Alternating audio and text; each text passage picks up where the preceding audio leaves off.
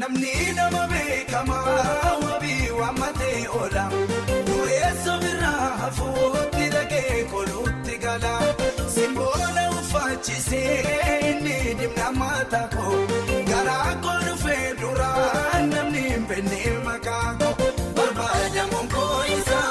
barbaadamuun koo isaa barbaadamuun koo isaa barbaadamuun koo isaa barbaadamuun koo isaa barbaadamuun koo isaa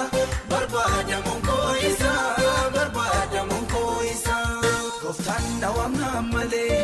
isaatu na dhimna malee martuu qabadee makoo utuun itti beekini deemeetu bara koo dhufee dhugutee muruu godaakoo matsaatu nama dhibaa gataama jireenya koo jibbeessisa boqqisa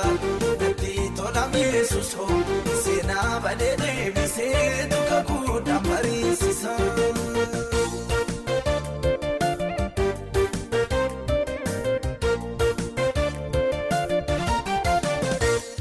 Dhundhuma sabaaramee fageenyi tilmaamama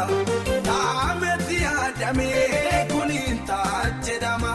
wantaaf jootameen jiru kan koo akka namaatti filannoo san kan ka'ee